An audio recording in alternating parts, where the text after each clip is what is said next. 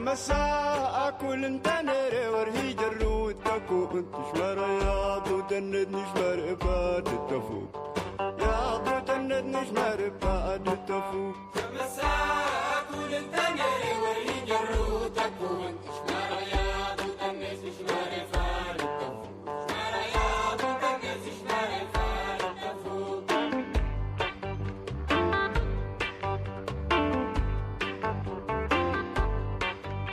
زيا غادق لغريد ضو تفوق تطنري تملت جروتي قد تكون ريت ملت جروتي قد تكون مساء كل تنري وري جرو تكون تشمر يا تدنس شمر فارق شمر يا تدنس شمر فارق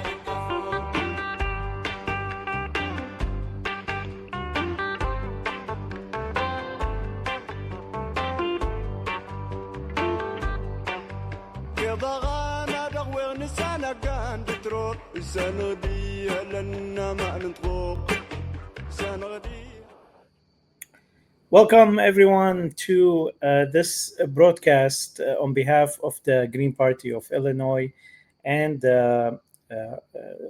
still forming Arab and Muslim American Green Party Caucus, and on behalf of Eyde Arndell, who is the Green Party activist, and me, Wissam Charafeddine, also a Green Party member and activist. We are bringing you this live conversation for the benefit of all activists who are always looking for ways to do their volunteer work, really, and their activism in a more efficient way. And today, this is actually the second time I come online to talk about Basecamp. This conversation continues as there are efforts in the Green Party for renewal and consideration of renewal of the digital platforms used, especially at an age where digital platforms have been aligning with various political directions, which makes it even more challenging for us to ensure that we are aligned with our values in terms of our choices of digital platforms. Can you hear me clearly, Eyde? Yes, I can. Good to see you, Wissam. I'm saying your name right? Eyde, but that's close okay. enough. Yeah. You know what's Eyde in Arabic? Hand. My hand. Is that right? Yeah, it's somebody told me that a long time ago, and he used to just think it was the funniest thing. Like, well, I am doing a lot of work here, so. Well, you know, you're my right hand now in this book. Thank you. So let me start first by the Illinois Green Party have I'm not sure if you've decided to adopt the Basecamp, but we're going to talk about that. But before that, I want to talk a little bit about Basecamp for those who don't know what is, what's Basecamp basically. So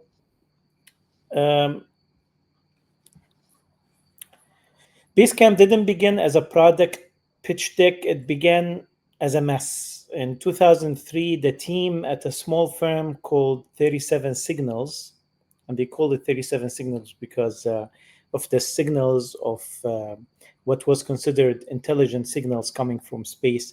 They were called 37 Signals, so it was an inspiration to them. Let me add Anna and change the format here. 1 second. Okay. Here we go. Hi, Anna. Hi, this is your StreamYard. This is my StreamYard. Okay. I thought she set up a StreamYard instead of a Zoom, so that's funny. Let me remove this thing 1 second. He was discussing where Basecamp began. So yeah, in Chicago. Yeah, in Chicago. Only good things come from Chicago. Can't argue with that. So Anna is another member of Illinois Green Party, and she is one of the engines behind the Basecamp deployment in the Green Party of Chicago. So they're going to be talking about this. We just started, Anna, by talking a little bit of the background of this company. I love this company, by the way. I've been following them for a long time. I've used Basecamp when it first started. It was a mess. It didn't really, I didn't stick to it.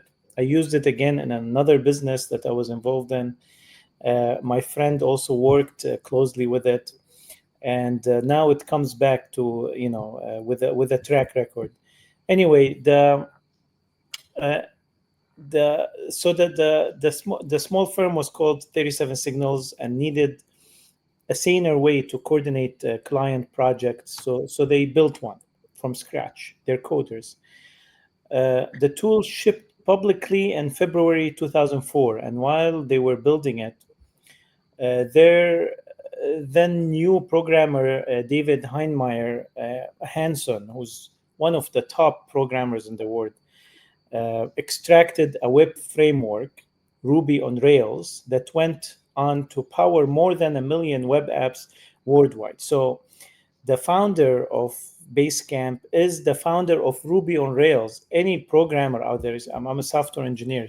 Any programmer out there knows Ruby on Rails is like one of the best programming softwares.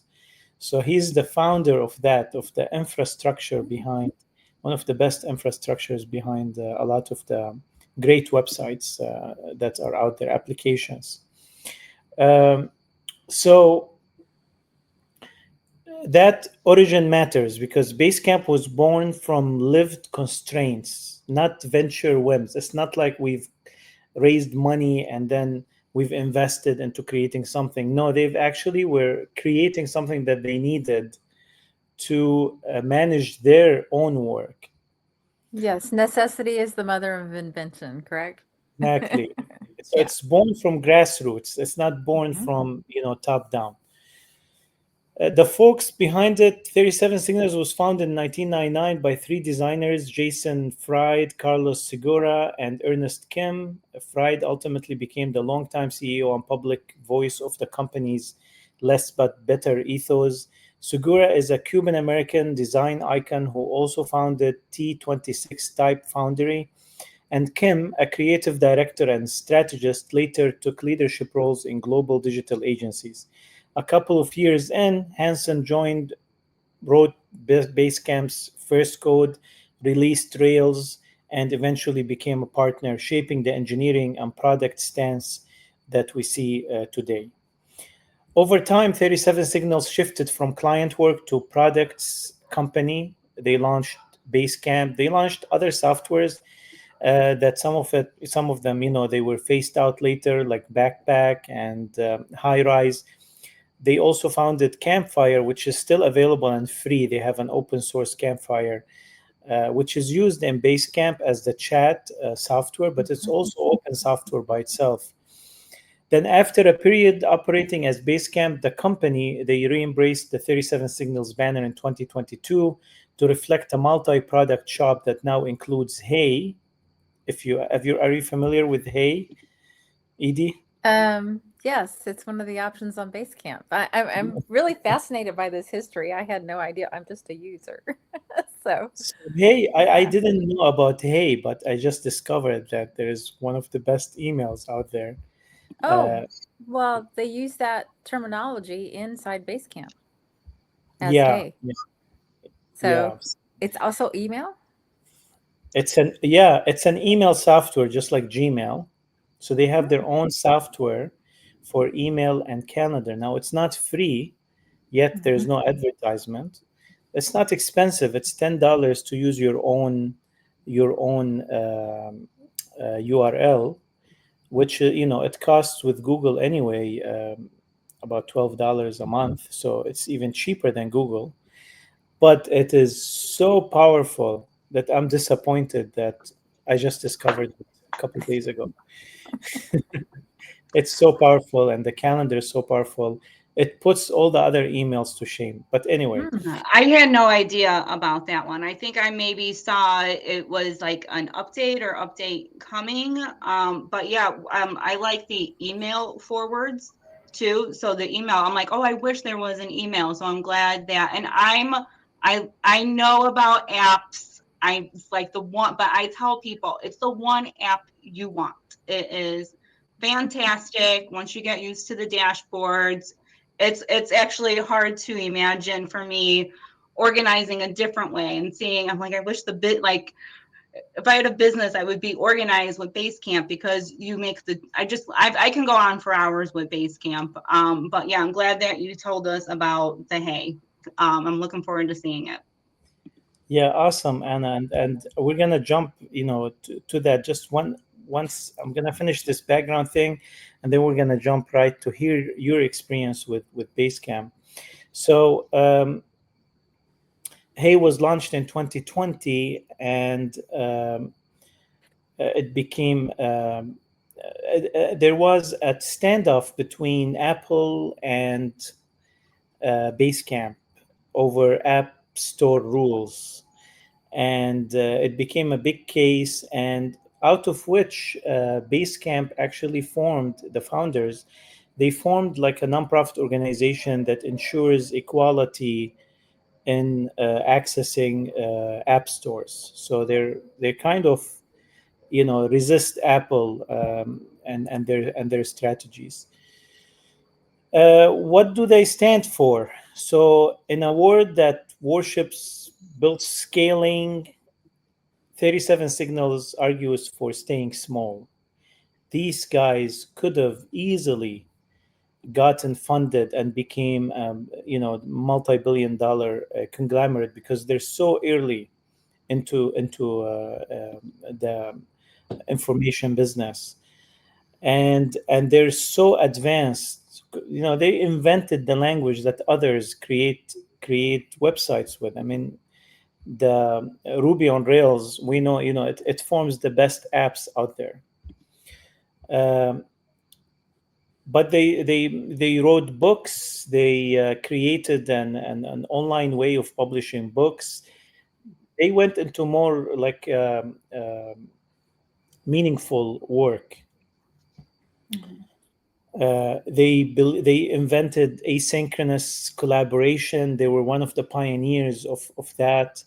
They coined a term called calm companies. They've created the 6-week work cycles. They're inventive with so much meaning behind what they invent. I feel that, after reading about the founders and about the company, because I wanted to make sure that, we're not going to get struck by a bad news later on while using it, especially in this age where everything is being infiltrated. So I felt really secure with my choices. But yet again, of course, there's always a disclaimer that, if things change, we change. It's the only thing permanent is change. And here's Cassidy. She'll be with us in a second.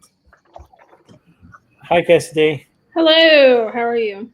Good to see you. Cassidy is also a Green Party activist. She is with the Yes Caucus, and she is behind our access to the Basecamp, which she'll talk about it. Cassidy, we are speaking about a little bit background of the 37 Signals and the Basecamp company, and then we're gonna go around and hear about Basecamp from each one of you. So the final thing I wanted to say is that I felt that the spirit of Basecamp is aligned with a lot of our spirit, from decentralization, grassroots. Basecamp doesn't have, it's a distributed teams software. It doesn't have an HQ kind of thing. All projects, they lay on an equal platform. Which lowers barriers to participation and strengthens autonomy and provides an amazing space for remote work. Also, it has sustainable in terms of the costs of it. The company's philosophy to stay small, and to be accessible, gives us hope that this software stays accessible to us. And they are big on privacy and individual dignity. As I said, they have a company that fights Apple in terms of the app rules. Even Hey, their email software blocks spy pixels by default, shields your IP, and lets you screen who's allowed to reach you. It is practical defense against surveillance capitalism as we see it today. Also, there is a community-based economics that is shared values between us and Basecamp or 37 Signals. So today we will talk a little bit about Basecamp usage and why we have been finding as Green Party activists, we're finding it as a great place to be, and we're sharing this conversation with others for informational purposes. So we'll start with Cassidy, I guess, Anna, because she, I'm guessing Cassidy is one of probably the oldest users among us of the software. So we'll start with you, Cassidy, and then we'll talk to Anna and Eyde for about, yes, I can't forget that, Eyde is so easy. We'll talk about it. We'll talk about their experience also, and then I'll talk also about my experience in the last few days of deployment. So go ahead. All right, so I'll just introduce myself. I'm Cassidy. Like Wissam said, I've been on Basecamp since 2020, if I remember correctly. So a good long 5 years at this point, and it's been a great software. Ultimately, it's one of those things that once you kind of pick it up, it makes intuitive sense. Especially in the digital age. So when it comes to the youth, it is something that anybody who is young, they'll be able to catch on pretty quick. I would say it's very, very similar to how they actually have to do schooling now through like Canvas and whatnot, just kind of like similar workspaces where you kind of follow a system and you find what you're looking for, as long as it's organized well. What's beautiful about that is you're also in control of a lot of the organization of it. So if you don't like the name of something, great. 99% of everything that is named something, you can change it to whatever you want. A great example would actually be the campfire. When we first got it, the campfire was like a weird term, and not a lot of people really understood that. So we just changed it to chat. So it was very much clear to everybody that like it's just a chatting space. It's not a message thread. You can also change the types of message threads. So sorry if you hear the train, I live near one. But there you can change the types of message threads. So if you want to have announcements versus discussions, you can. And every other thing under the sun that I haven't thought of. So I think it's beautiful in that sense that it is really a what you make it way. I know Yes uses it a little differently than what some other states would want to use it as well as what I would say Basecamp actually sets it up to be used internally. So I'll kind of explain what I mean by that. So when you typically think of how it could be organized, it is a project-based system. And I'm trying to think of a good way to explain that now that I've said it, but versus a team system. Yes organizes it in a team system of we have a social media team versus people working on a project to put out a newsletter. So that's kind of how you can think of it is if you want to work on just one newsletter with 3 people, you can create a project to get that done. Or you can create a team, like a working group, that's going to focus on accreditation or like an election for a candidate. There's so many different possibilities, especially in our political world of organizing. We touch a lot of different spaces, and I think that's why it's been so useful for the youth party at this time. It's been accessible, ease of access is another one. It's both online and offline. You can get a desktop app, a phone app, of course. And like you already mentioned, the emails for our older crowd, they prefer the emails, but they can still respond to any threads or messages through email. So the functionality for the youth is perfect. We can still work online through our apps that we all love and keep things separate. Like I love to segment my life of like, this is Green Party, this is personal, this is work.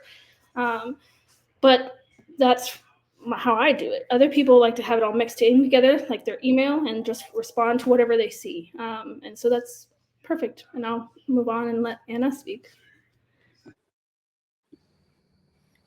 Yeah, Thank you. she's also has experience using Basecamp from Chicago, Green Party, Illinois, Green Party. Yeah, Illinois Green Party out in DuPage, Northern Illinois. Yeah, so I'm going to talk a little bit more about the app itself. I'm just going to give like a rundown of what we call the projects and the teams. We call also like hubs. So we have like member hub, CC hub, social media hub. And so we do have like, it's either a project or a team that's set up. Those are the two ways that I believe. And then we just call them hubs. And so I can put a whole bunch of hubs in what's called a stack. So I can put all my committees in one, all the chapters in one, all the campaign materials in one. We have regional hubs too, with Northern, Southern, and Central Illinois. So I have my 3 regionals in hubs in a stack. So you can really get creative and organizing with Basecamp. And so now, so once you're in a hub, there's a dashboard, and there's probably more features out there than I know of. And this is probably a really simplistic way that we in the Illinois Green Party use it. And there's probably so much more that can be done. So when I open up one of the hubs, I see a further dashboard. And this is kind of like, oh, more information on an app. But what all these things are that we have a to-do list, a docs and files, a campfire, which you can name chat, message board, schedules, automatic check-ins. And I know there's email forwards. This hub just doesn't have one. And there's also other chart stuff. So there's a lot more that we don't use. But even just like, I'm going to go through each of these, the to-dos, just having a list of the to-dos. Like we used it for Medicare for March for Medicare for All. This person got the permit. This person was making the calls. This person was getting the safety vest. And then they assign it. You can tag people, and it's just a little @ sign. And then you just start typing their name. They're assigned. They can assign themselves. You can notify people when they sign off. You can put due dates. You can put notes. You can put documents. You can do screenshots. There's so much, even in just one little to-do, one little section, and one little hub, and one little stack. That is just, it's a powerful tool to me. And then another favorite is docs and files. It integrates with so much stuff. We use a lot of Google. So we can just paste our Google link in there, but it's a long list of that. And we're still learning like integration stuff too. So docs and files, you can put your PDFs, you can make file folders, you can create new docs. It's, to me, like it has almost an endless possibility of use. Then you have the campfire, which is just a quick chat, like World Peace Day or something that was been on Sunday, just some kind of, protest today, just kind of, a campfire chat. Message board is also really, I think, really good, because you can say, let's decide proposal, greens are awesome, and then you have the proposal, and then all the chats come down from there. And so you can have all these different proposals on all these different chats, and we do like discussion when it's a discussion thread, or informational when it's an informational thread. So it's like we use it in different ways, but that's when you want it, like almost like an email. If you want to go back, you can go message board, and it's all time stamped, so you know who said what and when. So that's nice too. The schedule, obviously, that's really cool and important. Automatic check-ins are nice. I'm going to check out the email more, but yeah, the email forwards, just to get something in the records. That's been really, helpful. Just one less step, and just like more efficient. And I just like how everything is organized. When I'm on the app, I see a few buttons on the bottom, and one of them is activity. So like I'll normally just check that and then go ahead and just tell them, you know, like what happened since, you know, last time I checked. So I'll just scroll down and see what's going on. The find feature is actually nice. You can really search if you have a keyword or a name, you can like look, you can find things easily. And so it'll be like, oh, what's that? I'm like, okay, well, that was like 2 years ago, and here it is in 1 second. So it's like, it's really neat. It's a really good feature. And let's see, my stuff is good because then you can pop in and say, okay, what's my assignments? What's my, you know, what am I working on? What's to do on my schedule? So that's pretty nice too. I probably underutilize that. So another thing I wanted to say is sometimes you can't do everything. For other apps, I'll say that for other apps, sometimes I feel like there's something you can't do. For Basecamp, I feel like there's things that I can do everything from my app that I can do from my phone. And I can actually, I have one more item I can do from my phone that I can't do from my desktop. And so I think that's also for me, you know, because sometimes you can't do everything on your app, or at least I can't. And so that's nice because it's so seamless. It is such a great organizing tool. I understand Yes is on there from various states as well. So you can like see, you know, if you need a contact in from somebody in a different state you don't know, you can contact national. You can also contact through Basecamp just to, you know, connect more. Maybe you have a question or a person, you know, that you want to volunteer name. So it's been really, really good. I've had really good experiences with Basecamp. I did do a presentation to National about Basecamp, so I'm going to get that video and share it. That was unfortunately a while ago, so I don't know really what happened with that. So I'm looking forward to that as well.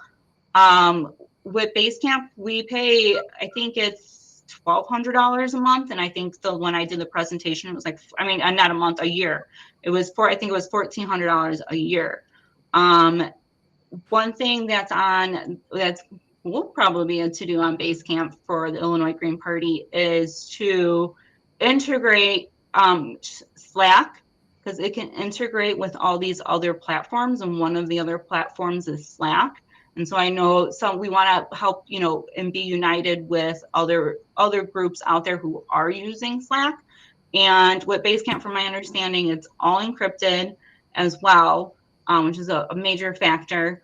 So I think if we can integrate more with Slack and more other groups who are using other platforms, we'll see how it integrates with Basecamp, and see how not only can we through Basecamp, that the Illinois Green Party and the Green Party in general, whoever uses it, can help facilitate with, you know, working with other groups and unite more and be more efficient with our activities. I feel there's only limited resources, and we have to be really smart and efficient with our volunteer resources, as well as our other resources as well. Awesome, Anna. Thank you very much. Before we move forward, I want to take the question from Lou Novak. Hello, Lou. Lou is with us here in Michigan. He asks, does each user build their own stack? I'll leave this for Cassidy to answer. Yeah, so specifically stacks is a function of Basecamp that doesn't affect other people. So when we talk about organizing it to you, that's the beauty of it. If it doesn't make sense to you, don't organize it in a stack that way. If it does, great, copy the way other people do it. What we're trying to do in Yes, and provide to the other groups that are subleasing the overall space, which we hope to kind of roll out more, is more like ideas or suggestions of how some groups have organized it, just as like a starting off point. But yet stacks themselves is completely individual. How you organize your stack does not affect other people. Yes, Anna. Can I just say one more thing before Eyde goes? Sure. Okay, I just wanted to say for the hubs, you get to choose the people that you want to be in that hub. So this is where the decentralization also and the centralization also comes in play, because only members are in member hub. Only coordinators are in coordinating hub. Only executives are in executive hub. Only Southern Illinois people and the organizers or whoever they choose, it's Greens and Friends. So they're only in you. That's one of the other beauties of the hubs and Basecamp is that and that control factor too, where you get to, have control over who is in that hub. And I know that there is other things in there with clients access that we don't use, but just wanted to point that out there. So thank you for letting me go, because I just wanted to say that too, because that's really important, and if not, probably one of the most critical items here. Yeah, awesome. And I just want to ask you, what do you mean by hub? Can you explain? It's a project or a team. So Okay. you can set up a project or a team, and then when you log in, you can be part of member hub, and then like Northern Illinois hub, and you see access to those to those things. They can be projects or they can be teams. So it depends on how it's set up. But when you see it, you don't necessarily know if it's a project or a team. It's just on your dashboard as like a fun little folder almost. And then the stack is just like a folder for your hubs. So only your hubs, it's just like an extra folder. So I like this. I think I'm going to use this word too, hubs. So you're calling them hubs. Okay. So you're calling the projects hubs. Or teams. So it's just when you click the button to go in that area, in that project or team, you just, it's just on your dashboard. Right. So I think I have a way to help people visualize, because I'm an artist. So I think visually. So what they're kind of describing is it's like your personal homepage. Okay. So think about them as little index cards. So mine starts out, it's like, and you get to choose what you pin to the top, and maybe some are less active. So you can pin different hubs. The one I use the most is the Green live stream, because I'm on there twice a week. So we plan our entire show in Basecamp. We go to Green live stream, we make a to-do, and whatever the title of the show is, and we do it our own way. Scott and I come across articles all week. We put them in comments. Then the day before the show, we put it in the notes, and then that's the run of show.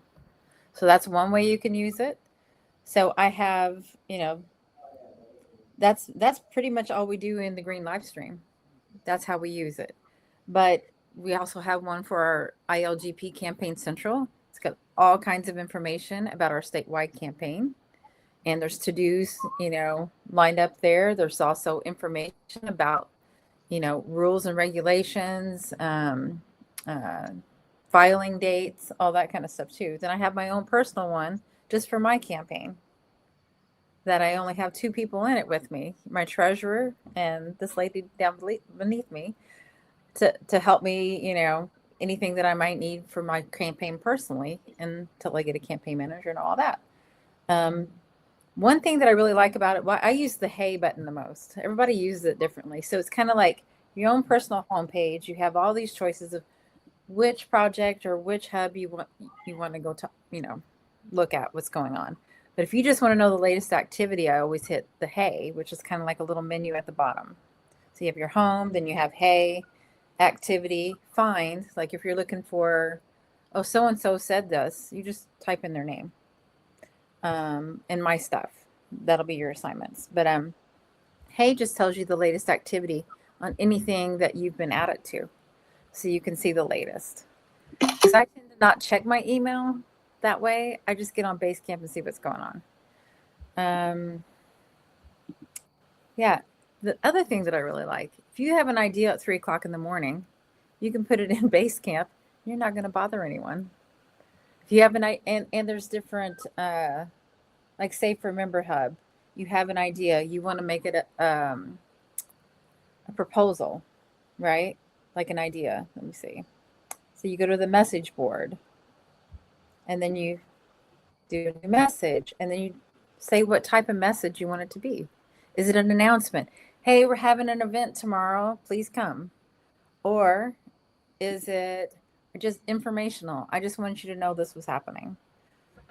Or you just want to talk to the team. That could be heartbeat. Or you want to pitch an idea to the whole team. So there's so many different things that you could do. Or just ask a question. and then people will chime in. So you're talking to everybody that's there. Very user-friendly. Awesome. I have been on it since 2020 as well, but I was off for a while. Okay, we'll get back to you to talk about the Illinois story of getting on Basecamp. But first, we'll go to Cassidy, who's going to show us, because I think our audience, some of them might not be familiar with the looks of Basecamp. So, and I can't show it. I feel like there's some, I have to make sure that the information is not confidential. But I think Cassidy is ready to show us some things. Yeah, so let me share the screen.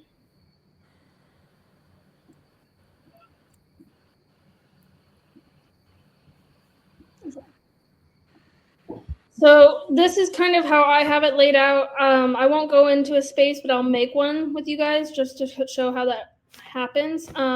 This is what we're talking about when we're talking about a stack. So where you can see the 2 projects, and then you click it and it opens up to other ones.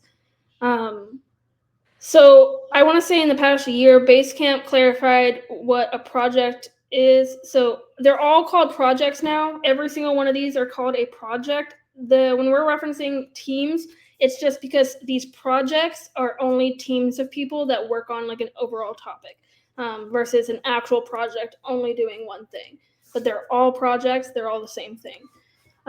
Where this is the stack.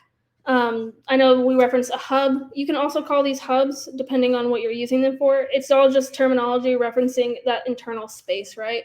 When we're talking about the emails, just to give an idea what they might look like, I zoomed heavily in to like make sure things that are confidential aren't being shown. But if people are just chatting in the campfire, like it just says people are talking, but it tells you exactly who. So that's nice. You might be like, oh, I want to follow up with so-and-so. Like I usually like reading what they have to say. I've been busy posting media that I've been watching. I've been watching a lot of Butch Ware stuff. So that's what I was posting about. But back to kind of like giving you an actual idea where you can invite people. This is the overall space, of course. You can look at it as in a cards, but if you want, you could do it in a list form. It's just preference. But we're going to make a new project. So we're starting with basics. I don't know, Medicare team. Once again, description, testing. Let's say you only want to do it from September 22nd till tomorrow. Great. This is where you get to choose what you might want on there. And it's also not like if you don't choose it now, you can never have it. You can always add it later. So if you want to keep it simple to start and be like, I just want to have a place to talk about this first and turn everything else off, great, do that. I would typically say most projects are going to at least require this 3. Card table is a new task management that they've created, but it's like Kanban if you're familiar with it. I haven't used it yet, but I'm going to be testing it.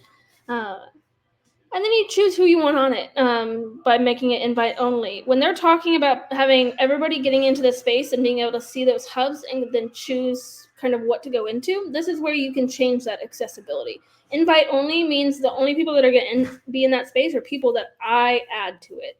All access, as you can see. Anybody that's on a specific thing, anybody on this account can see it. And then if I want to make sure people still that maybe aren't in the space yet, I can add them here directly.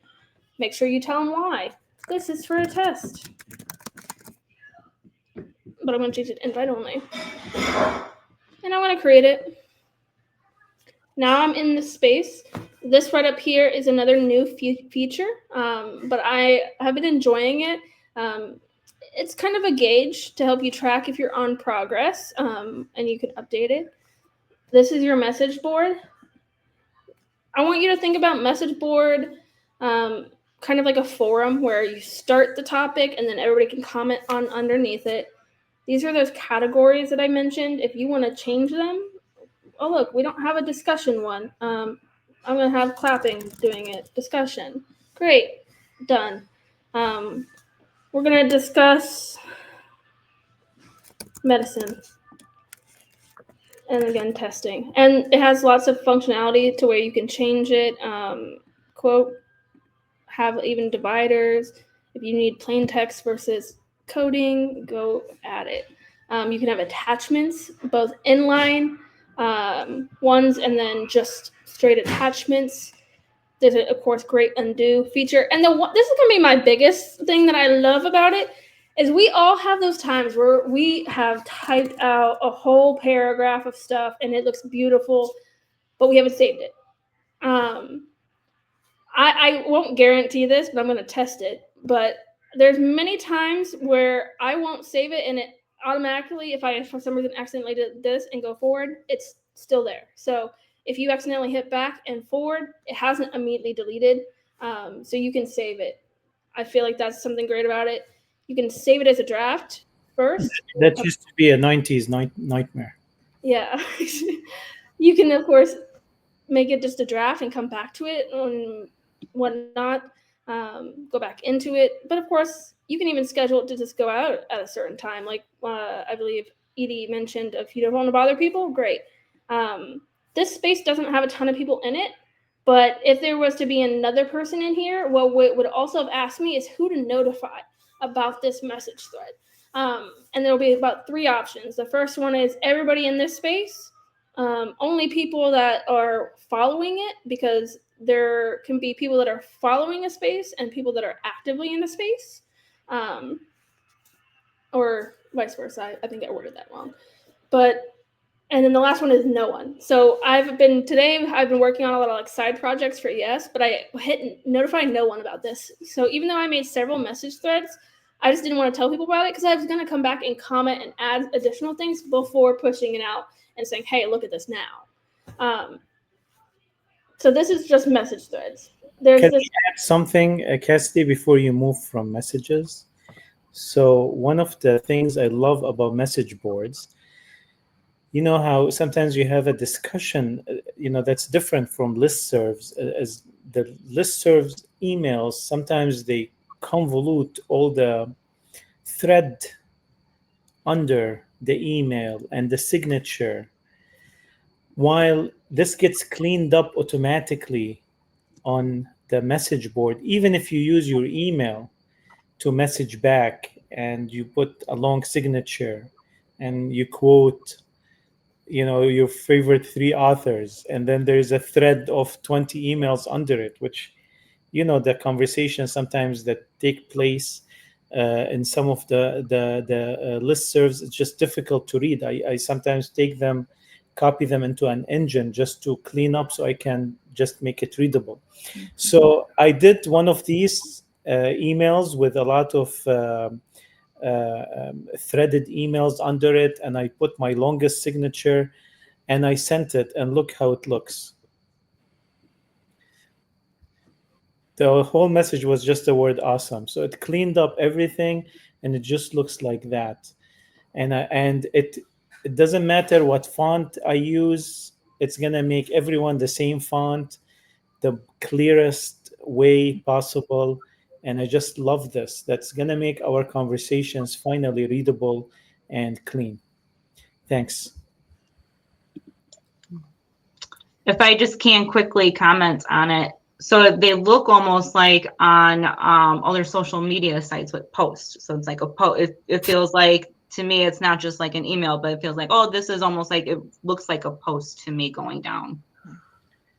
And one feature I like is the boost, because it does remind you of social media. If somebody said something really cool, you can put little emojis, or you can say one word. You can't write a sentence, but a little boost, because you were doing that a minute ago, Cassidy. Yeah, like awesome. Can you explain to us the boost? I still don't know what the effect. It seems like it's more than just an emoji. So the boost can be an emoji. There's a limit to it, so I'm just gonna keep typing until it kind of runs out of it. But that's how long it can be at maximum. So sometimes, and yes, I feel like we will use it for just saying stuff like "love this so much," LOL, and then just if it cuts off a word and it still makes sense, we'll just say it. But we don't necessarily always want to comment, especially if somebody wrote, like, let's say, a whole novel in response to something about why we should support things. But we just want to say, agree. Oh, I'm just going to say, agree. and let everybody else know that I agree with what so-and-so said, without having to make a whole new comment or email about it. No, I didn't know you can customize the things. That's amazing. Yeah, so Or I just really a thumbs up. Yeah, thumbs up. So it's used for a variety of things. And then also, because you get to share it too, because on the other link, sharing even as a link to these items can happen too. If you go up in the more button, do you want to press it again? Yeah. So there's so much other stuff here, and then you can get a public link, and that'll get a public link. But yeah, you can move it to a different hub, another project or a hub. You can copy it over. You can do all this other stuff with it, but you can also get a public link, and it's a live link to this Basecamp. Yeah. So one thing public links that I like to highlight is you don't necessarily need a public link if you're just sharing internally. So let's say I'm arguing with somebody because we've already said, hey, we're not going to do that because of this reason. I just want to link to it. As soon as I put that link in there, it automatically changes it to the message thread name. So we already discussed this, and this is in the campfire, so I'll talk more about that. But this gives you an idea of the internal linking functionality in Basecamp is chef's kiss. Beautiful. Love it. You don't have to worry about it because it cleans it up for you. Before moving on to Campfire, because it's very similar to the message board and what you can do and change, I wanted to talk about how you can kind of moderate, because I think that's another beautiful thing that we all can agree. You can't really moderate emails. With Basecamp, you can delete whatever people say. So if they do come on and you get spammed by somebody, you can get rid of those comments that quickly, and you don't have to keep there and looking at it. So I think that's a beautiful thing of just being able to get rid of hate. That's always nice. You can always just copy something. So let's say you love the format of this and you want to use it as a template and just make another thing similar to it. Great, do it. Let's say we're done talking about this and we're moving into something else. You can archive it without deleting it. And I always tell people, never delete anything, just archive it. You never know when you're going to need that reference. Putting in the trash is what I was referencing by getting rid of it. They clean that out ever so often. Bookmarking it. So if you love this and need to come back to it, or just for whatever reason, maybe people are getting a little crazy. I need to close comments. Okay. Don't forget is one of those hey functionalities of the second I do it, you saw that it kind of shook up there. So every time you look at the hey, it will have this discussion mentioned. You can pin it. So when it's talking about pinning it, it's pinning it to the top of the message board for everybody. So if I was at another one, which I'll just do, and you don't have to pick a category for your things, by the way. It puts a kind of a separation, so you can kind of see that it is separate, and for whatever reason, pinned. If you want to send it to somebody because you want them to look at it, you can directly send them that one right from this space. So I think that's where that functionality of you use it to do whatever you want, but it's up to you to do it. And also the other thing is, one time we had a bylaw change that we were trying to get going, and there was a question about a change of when it was made and if it was passed. That history log down there is so useful to kind of also double check ourselves of like, did it pass before or after this, because that matters. So kind of comparing this to the chat or the campfire, as Basecamp kind of calls it. Like I said, we renamed it for all of our spaces to automatically do it. You'll see up here where this notification is. Yes, one of the first things we tell people when they come into our space is you need to change your notifications, because if you don't, you will be inundated with notifications. Just like any other company in the world, they want you to look at their product, okay? So if your group is especially chatty and you don't want to be getting all those digest emails all the time, or maybe you don't care about the chat, you only want to know about the message boards, you can just change it. I won't be notified anymore. Like, it's that simple. And there are far more settings that you can get into over here. You can turn all of them off, and it has a focus mode. So if you just want to focus for a little while, great. Similar to the other one, you can see all the files ever posted which I think that one's useful if you're trying to hunt down something, because the chat is like a never-ending deal. So you can always scroll up and look at it historically, but it will take you a while. So if you're looking for a document, I think that is a really useful tool. And I guess for developers, you have chatbots you can integrate. I'll show you the find feature a little bit. I think that is useful when you're thinking about chat. So if you're trying to find something, you can really break down how you're searching for it. So if you know you have a document about bylaws, you could look it up. But it's as simple as that, of how you use stuff, and just, I guess what I'm trying to say is testing it, because I've watched so many YouTube videos personally of how other groups have used it, just to see if I want to use it a specific way. Because the to-dos, recently I've been trying to talk Yes into using the to-dos a different functionality purpose, specifically the hill charts. I need to add this, which you can assign it. I'm going to assign it to myself. You can notify somebody. So imagine that it wasn't me and I need to tell like Wissam that I did this. I could tag him. Set your due date. If you need it to run for multiple days, great, you can do that too. If you need it to repeat, go ahead. I do that all the time, because in the organizing world, we do a lot of stuff that is always just repetitive. So we got to talk to new people all the time. And I really like the notes part, because I feel like to-do checklists never have enough information, especially if you're trying to have somebody else do a task. In the volunteer world, you have to give them a lot of help or explanation of where to go find certain things. So if I'm asking somebody to like help me with a financial report, I'm also going to tell them what platform they need to go on, and maybe where to find the username and password. That's where the notes can come into hand of like, hey, by the way.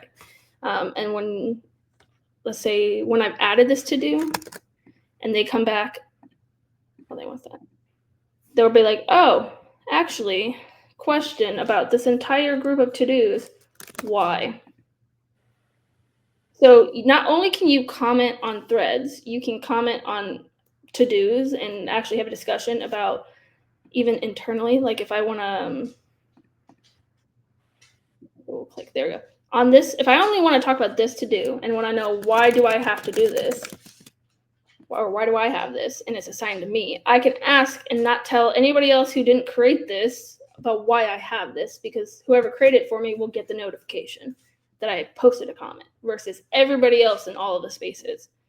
So I really like that, where it's, you're not getting notified on what everybody else is doing unless you need to know.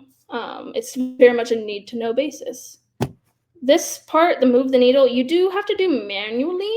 But like if you're doing your project on track, you can leave an update or say on time to complete. And you just kind of update everybody that might come to the space that we're on track or we're not on track.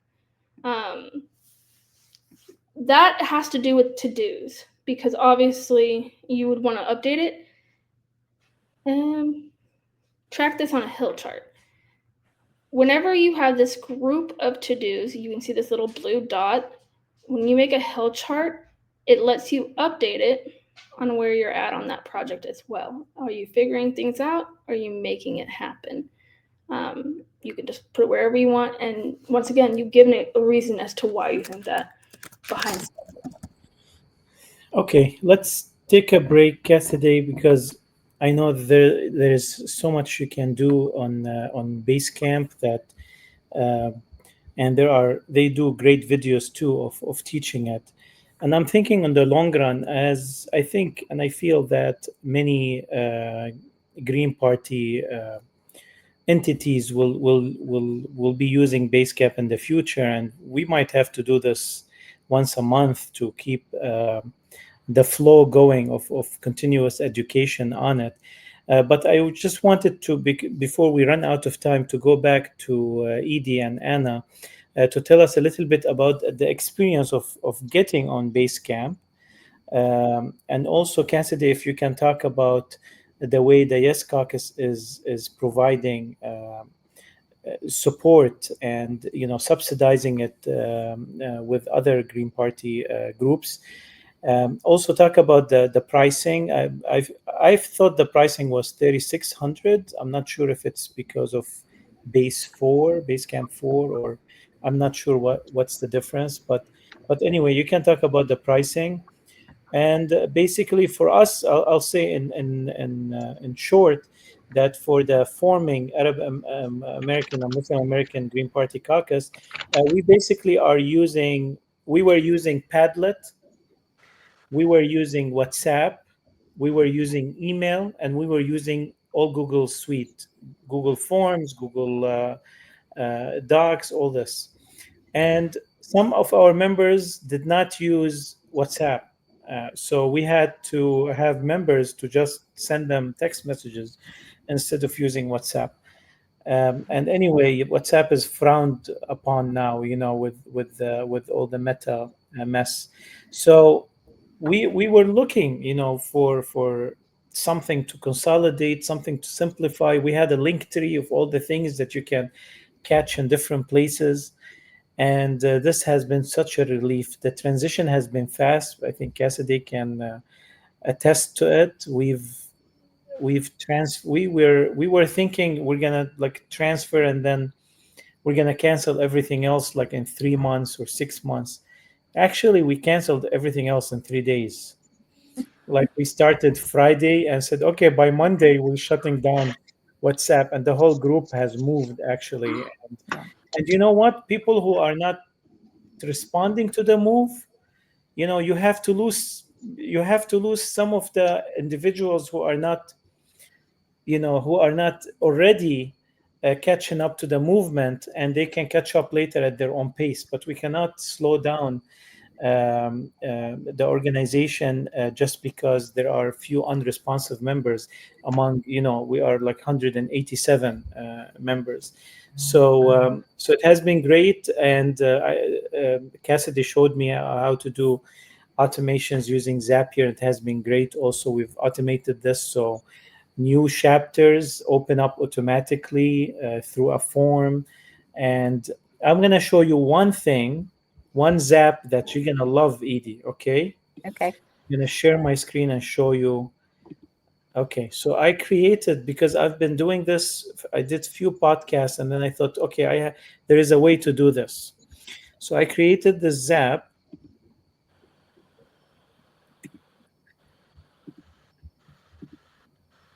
Okay. You can see my screen, right?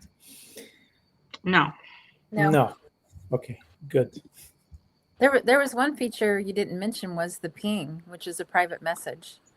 And Anna likes to always tell me it's encrypted, which makes you feel better about saying, internal organization stuff. So. That's awesome. Yeah. So I created a type form. It's a very user-friendly type form. You remember the type form that you filled for the podcast to put your bio and everything? Mm-hmm. So I created a new one for our Green podcast. So once you fill that form, which takes your photo, takes the title, the name, the bio, all these things that we need for the podcast, I created a template project, a hub in Basecamp for a podcast, and it creates the project from the template, and it adds the person who filled that form, who is the guest for the podcast. It adds them to the project, and it adds me to the project. And the project is already a template, so it has everything that we need to do to get the podcast going. And it also takes the bio and puts it in the right place under the to-do list, collecting bios. So it puts the bio right there, and all I have to do is check it, and all that is automated through Zapier. So this is one of the features that can really help. And I can share, like this Zap, I can share it with you, and you can create a similar one. Zapier provides 3 Zaps for free for each account. So very powerful in that sense. And when it adds the person, if they are already on Basecamp, it basically, it will recognize that. And if it's not, then it will invite them So the Zap will send them Basecamp will send them an email to be added to it. Okay, back to Eyde and Anna for the Illinois story. Well, I just wanted to say on basecamp.com/pricing, it is, and I might have just did not recall, $299 month billed annually, all inclusive for the Pro Unlimited. So, for $3,600 a year, I think that's a good price for a subscription. I believe that there were other pricings that in the national presentation, and I think this was a good, fair pricing that was offered, especially for what you get is just unbelievable for what you get for that price. So yeah, it just it helps make our organization more efficient. Once you understand the dashboard, you just are used to it. And unfortunately, I don't really have a story about how it was brought, because it was brought to me. I actually started on the statewide in 2020, so I became really a green in 2019, and it was already here, it was already up, it was already going. We had it in place for a lot of stuff. We have web-based communications already in our bylaws to have decisions not in between coordinating committees. So we were pretty already well set in 2020 when I came on board, and so a lot of the Basecamp was already done. Mm-hmm. Yep, same here. I joined last year, but I did use it prior in another organization, and you kind of get used to it. It's so user friendly. I mean, we planned the event that Anna and I were at yesterday. We did a Revolution for Peace locally, and we talked about it in the message board. We decided we were going to do it. We have the notes from our meeting where we kind of aligned what we wanted to do, and then I assigned to-dos to everybody that said, well, I will call about food trucks, or I will make sure we get the permit, or so you can organize a whole event doing that as well. So I like it. And are you using it also in collaboration with the Yes Caucus, or you have your own? Yeah, we're with Yes. Yeah. Okay, Cassie, do you want to talk about this a little bit as we end this episode?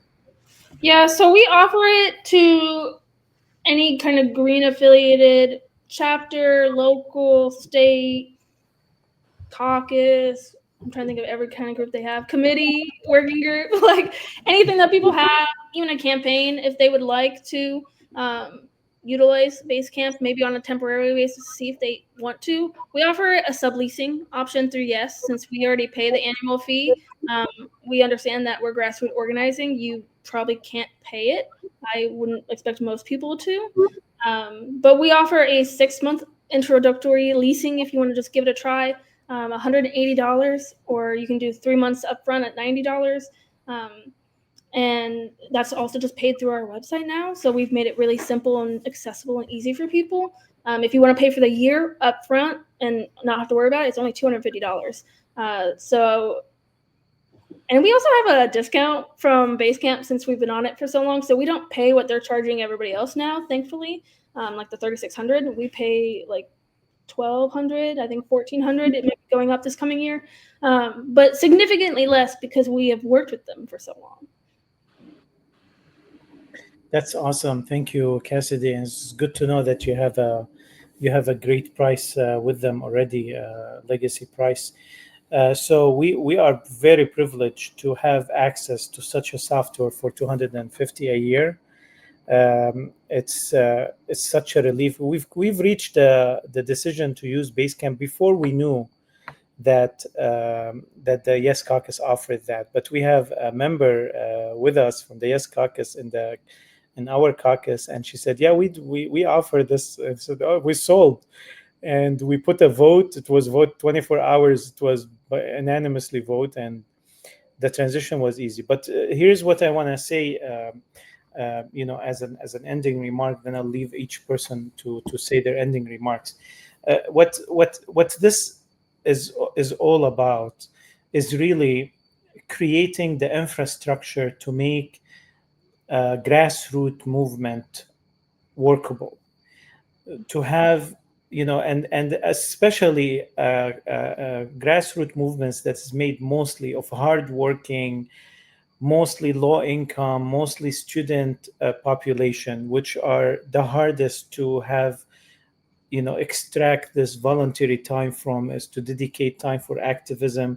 And especially as time advances and activism becomes harder and harder with all the layers of censorship and economic hardships. So we need to do everything possible to make our activism smoother, and technology has already provided a lot of the solutions, and especially solutions that are in sync with modern day design principles and interaction principles, which younger people will be more comfortable using. So we are the party of the future, and the infrastructure using such softwares is essential for that. And once this, I feel we need to go to a stage. This is me talking personally. We need to go to a stage of recruiting for the Green Party. Like, I can't wait till we go into that phase where, hey, we are here.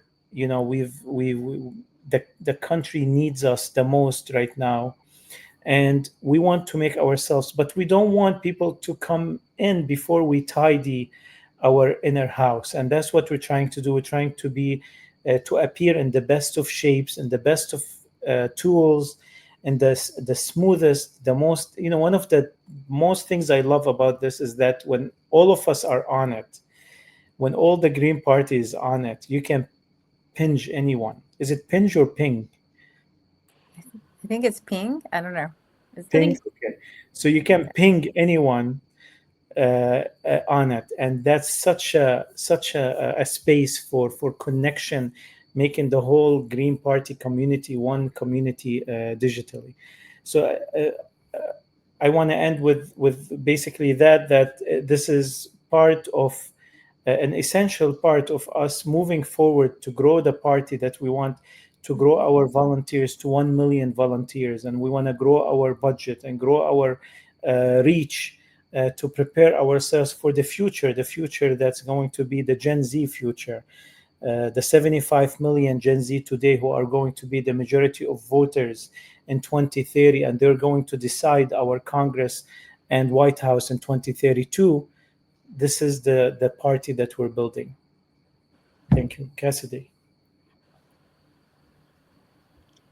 Hard to follow up on that last part, but just speaking of like organizing and getting started, this is the start. Gen Z, like Wissam mentioned, is Nepal's Gen Z just won their country back. Kenya is currently fighting for their country as Gen Z are. So Gen Z, this is an app and a desktop thing for you. So if you're watching, give it a shot. Use it to organize. Eyde. Yeah, I see it as, it streamlines things. It can be a catch-all if everybody would get on it. It would be wonderful. And Scott Free and I are looking at creating a 50-state strategy with all the candidates running. So Basecamp is a perfect way to do that. And when I said you don't bother anyone unless, as long as everybody has their notifications to where they kind of work for them. But you can post something at 2:00 in the morning, not notify anyone, and it's just there for you.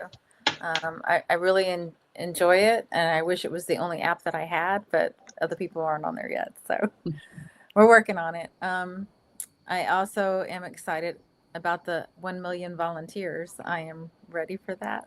But yes, we have to build our structure first. And I want to thank you all. You taught me more about Basecamp than I knew before. So there's always more to learn. Thank you. Last but not least, Anna. Thank you. Yes, this was really nice being on here. And I didn't know a lot of that. And I didn't know really all of the history of 37 signals. On the Basecamp.com/pricing, there is the Basecamp free. I guess you can sign up free run one project. I do have a test communications hub that I used for the national presentation.